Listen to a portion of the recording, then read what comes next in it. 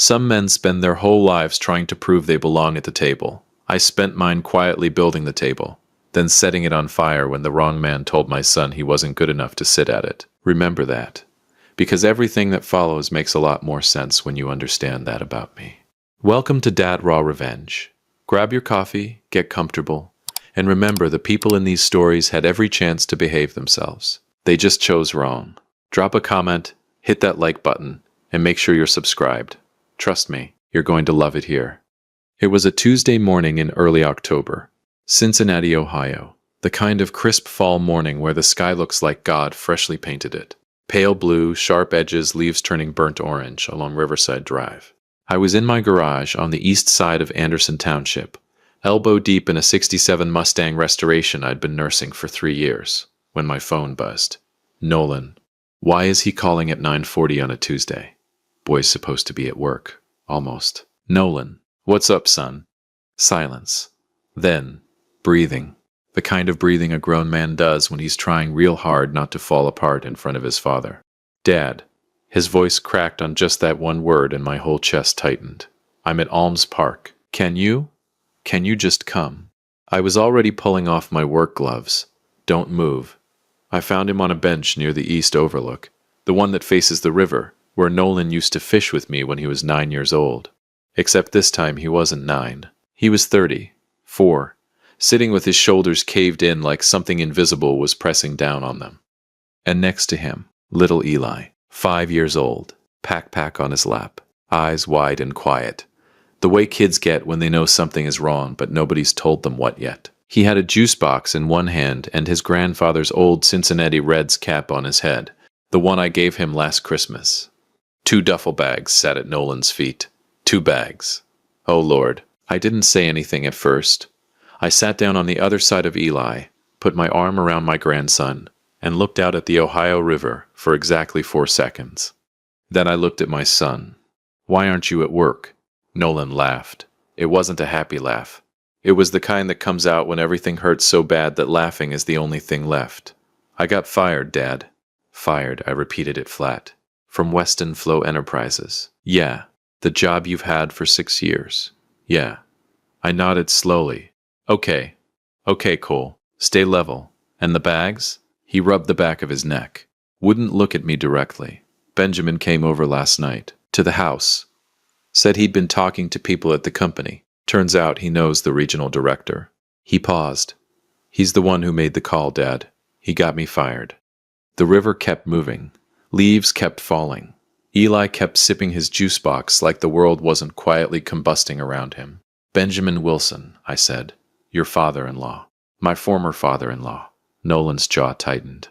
Amelia filed papers this morning. I turned to look at him fully then. All of this happened since last night? He told her to. His voice dropped low, almost a whisper. He called her after he left our house and told her that if she stayed married to me, he was cutting her off completely. Said our bloodline. He stopped, swallowed. Said our bloodline wasn't worthy of the Wilson name. Bloodline. I sat with that word for a moment. Just let it sit there between us like something that had been dropped and nobody wanted to pick up. Dad. Nolan finally looked at me. His eyes were red. I don't know what I did. I gave that family everything. 6 years. I coached Benjamin's nephew's little league team. I showed up to every Wilson family dinner. I fixed that man's back porch with my own hands. His voice broke again. And he just threw us out like we were nothing. Like Eli was nothing.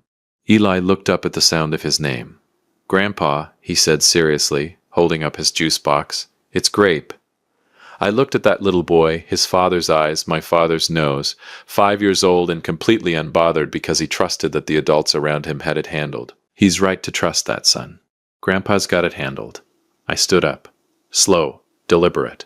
The way I do when my mind is already 3 moves ahead and my body's just catching up. Grab the bags. Nolan blinked. What? The bags, Nolan. Grab them. I reached down and took Eli's hand. We're not doing this on a park bench. Dad, where are we? Get in the car. He knew that voice. Every son knows that voice. The one that doesn't argue with. He grabbed both bags without another word. We drove east on Route 50, then merged onto I-275, Nolan kept looking at me sideways, waiting for me to explain, waiting for me to say something reassuring or emotional or fatherly.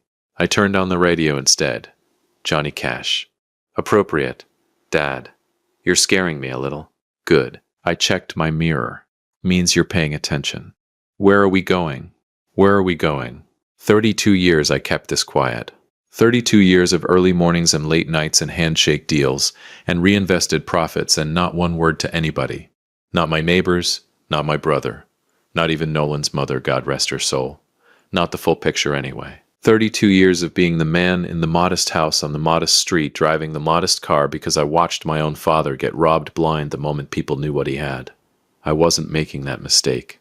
But Benjamin Wilson just made a different one. He looked at my son, my blood, and decided we were beneath him. He pulled strings to destroy Nolan's career. He broke up my son's family. He sent my grandson to a park bench with 2 duffel bags.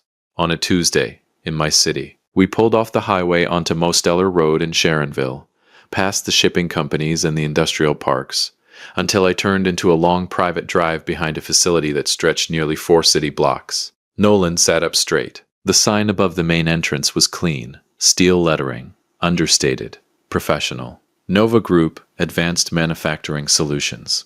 Dad. Nolan's voice had gone quiet in a completely different way now. What is this place? I parked, cut the engine, sat there for just a moment looking at what 32 years of silence had built. This, I said, is your inheritance. I opened the car door, and we've got a vendor meeting to reschedule. He had no idea what that meant yet, but Benjamin Wilson was about to find out. If you've been listening for a while and want stories like this to keep coming, it really helps if you hit that like button and subscribe. Thank you for real. There's a particular kind of silence that fills a room when people realize they've been underestimating someone their entire life. It's not loud, it's not dramatic, it just settles, like dust after an earthquake. I've been living inside that silence my whole career. Benjamin Wilson was about to get introduced to it. Wednesday morning, 7:14 a.m. I was already at Nova Group before the first shift clocked in. That's a habit I built in my 30s and never broke. You want to know the health of a business, don't look at the books. Look at who shows up first and who leaves last. I'd been showing up first for 32 years. My office was on the 2nd floor. Corner room, glass panels overlooking the production floor below. Nothing fancy. A desk, 2 chairs, a whiteboard covered in numbers that would have made Benjamin Wilson's eyes water. I kept a framed photo on the corner of the desk. Nolan at 12, holding a fish we caught at Winton Woods, grinning like he'd just conquered something. I looked at that photo every single morning. Today it hit different. My operations manager, Russell Briggs, knocked twice and walked in at 7:30 sharp. Russell was a big straight-talking man from Dayton who'd been with me for 19 years. He knew every inch of this facility. He also knew without being told when something was in motion. He took one look at my face and sat down. You want coffee first, or should I just brace myself? Pull the Wilson account, I said. Russell's eyebrows went up exactly a 1/4 inch. Weston Flow Enterprises. That's the one. He already had his tablet out. They're mid-contract, Cole. 18 months left on the supply agreement. Components division, they move about $2.3 million through us annually. $2.3 million. Benjamin Wilson sat across dinner tables telling people about his thriving manufacturing supply business, without ever mentioning that the engine underneath it, the contract that made his quarterly numbers sing, ran directly through my facility. The man called my bloodline unworthy while cashing checks signed by my company. I almost smiled. Almost. I'm not canceling the contract, I said. Russell paused. Okay, I'm restructuring it. I leaned back in my chair. Pull every clause related to vendor performance reviews. I want a formal assessment letter drafted. Standard language, nothing aggressive. Notifying Weston Flow that Nova Group is conducting a comprehensive vendor evaluation effective immediately. All payments pause, pending review. Standard procedure. It's in the contract. Page 11, Section 4, Paragraph C. I knew because I wrote it. They've got 30 days to respond to the evaluation before we determine contract continuation. He nodded slowly, the way a man does when he understands that what sounds routine is anything but. And who's heading the evaluation? I picked up the framed photo of Nolan, set it back down facing me. The new director of vendor relations. Russell blinked. We don't have a director of vendor re. We do as of this morning. He answered on the second ring, voice groggy. He'd slept in his old bedroom for the first time in 11 years. Him and Eli both. Eli curled up like a puppy in the middle of the twin bed, while Nolan folded himself around the edges. Dad, it's early. It's almost 8:30. I didn't sleep until 4. Fair enough. How's Eli? A pause. I heard him shift, probably checking on the boy. Still out. Sleeping like nothing happened. His voice softened. Kids, man. That's because he knows he's safe. I let that land. You both are. You understand me. Dad. Nolan. I said his name the way I used to when he was 16 and getting in his own way. I need you to listen to me very carefully right now, okay? Not as my son. As a grown man who's about to step into something real. Silence on the line. I need you at Nova Group by 10 o'clock. Business casual. We're going to walk the floor together. I'm going to introduce you to the team. And then we're going to sit down and I'm going to explain to you what I've been building and exactly what your role in it looks like going forward. More silence. Then, Dad, what is Nova Group? Oh, son. It's ours. Has been for 32 years. I picked up my coffee. 10 o'clock. Don't be late. I hung up before he could ask another question. He needed to see it to believe it. Some things you can't explain over the phone. He walked through the front entrance at 9:58. I was standing on the production floor when he came in. Watched him through the glass before he saw me. Watched him stop just inside the lobby, look up at the facility ceiling, 40 feet high. Cranes and conveyor lines and precision equipment running in organized rows. 200 employees moving with the kind of synchronized purpose that only comes from years of culture building. His mouth was open slightly. Good. That's the right reaction. Russell met him at the door and walked him to me. When Nolan reached me, he looked like a man trying to solve a math problem in his head that kept coming out too big. Dad. He looked around. Then back at me. This whole time? This whole time. You drove a 2009 Camry. Still do. Mom knew. I paused. She knew enough. She knew the important parts. She also knew why we kept it quiet. Money changes people, Nolan. The wrong people find out what you have, and suddenly everybody's got a handout and a reason and a story. I started walking, and he fell into step beside me. I wanted you to stand on your own first.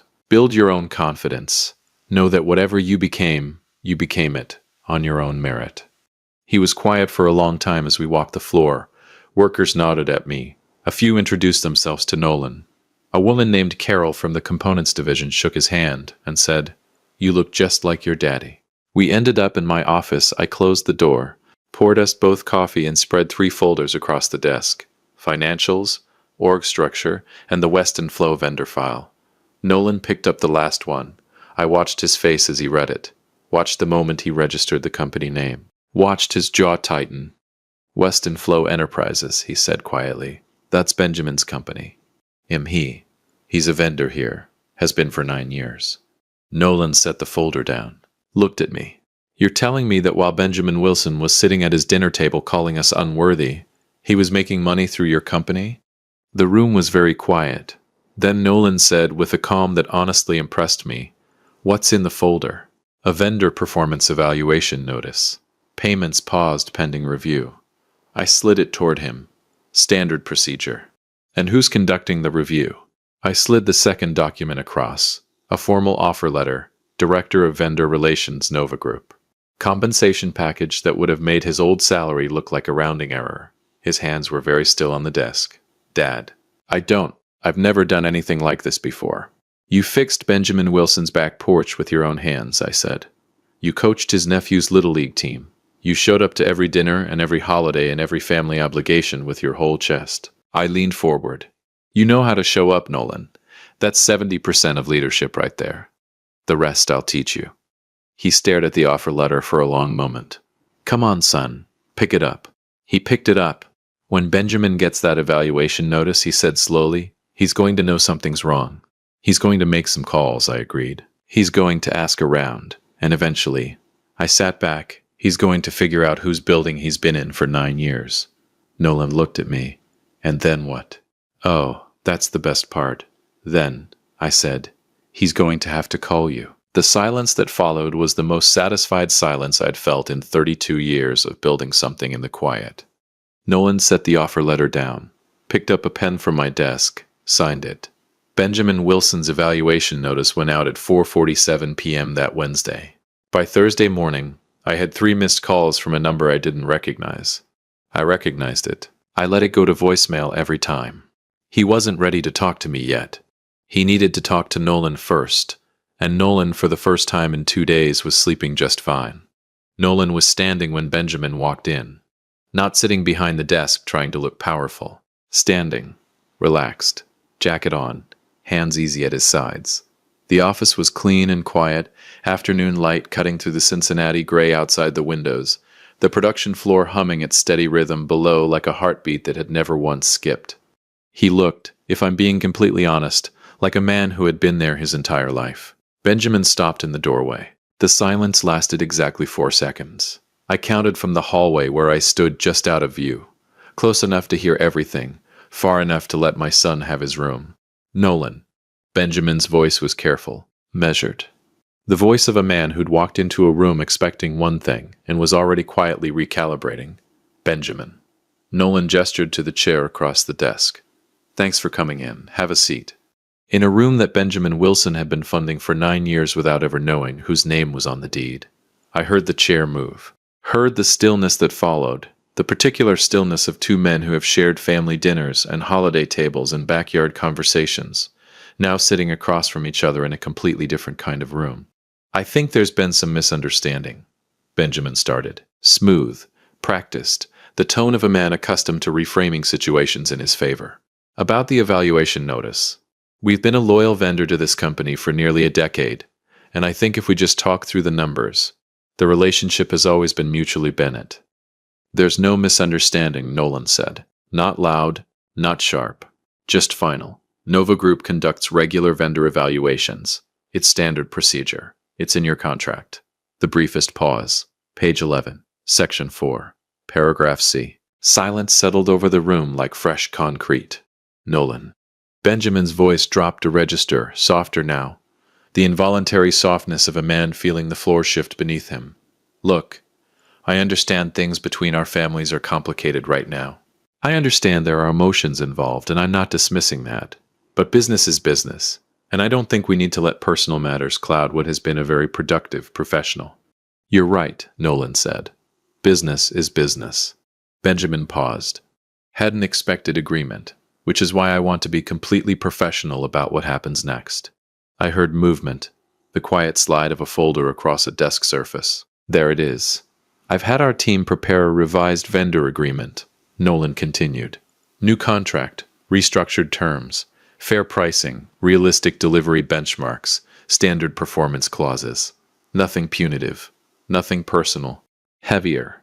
Benjamin was reading. I could picture it. The man in the charcoal suit, silver hair, 9 years of comfortable assumptions, dissolving line by line as he worked through a document prepared by the son he'd thrown out of his daughter's life 4 days ago. 4 days. Benjamin Wilson had turned our world upside down on a Monday night, and by Friday afternoon his entire business lifeline was sitting in Nolan Edwards' hands in a building Cole Edwards owned. God has a sense of humor. He just doesn't always show his hand early. This is... Benjamin started. Stopped. These terms are reasonable. I know they are, Nolan said simply. I wrote them to be. More silence. Nolan. Benjamin's voice had changed again, something underneath it now that hadn't been there when he walked in. Something older. Quieter. Like a man who'd been carrying something heavy for a long time and could feel his grip finally going.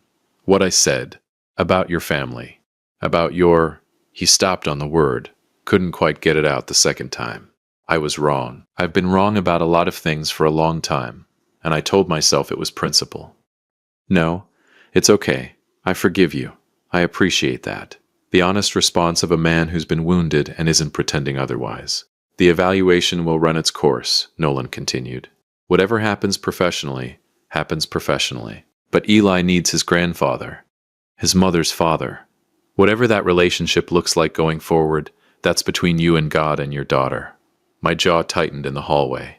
Not from anger, from recognition. Because that's the most honest thing Benjamin Wilson had ever said in my presence, and he didn't even know I was there to hear it. Nolan let the words sit, didn't rush to fill the space, didn't offer cheap comfort or easy absolution, He let the man breathe inside his own truth for a moment, which, if you ask me, was more grace than Benjamin Wilson had earned, and more character than most men his son's age could have managed. I appreciate that, Nolan said finally. Steady, warm but not weak. Genuinely. Then, but I need you to understand something, Benjamin. His voice was quiet now, the kind of quiet that commands a room better than volume ever could. Not as a vendor, not as your former son-in-law, as a man. I stopped breathing. My father built something extraordinary. 32 years. Quietly, without asking anyone's permission or approval or validation. Another beat. He built it for our family, for our name, for Eli. I could hear the steadiness in every syllable. No tremor, no performance, just truth. You looked at us and saw a bloodline that wasn't worthy. You made a phone call that cost me my job. You pressured my wife into walking away from her marriage. The room was absolutely still, and somehow, Nolan's voice stayed level even as the weight of those words filled every corner of that office.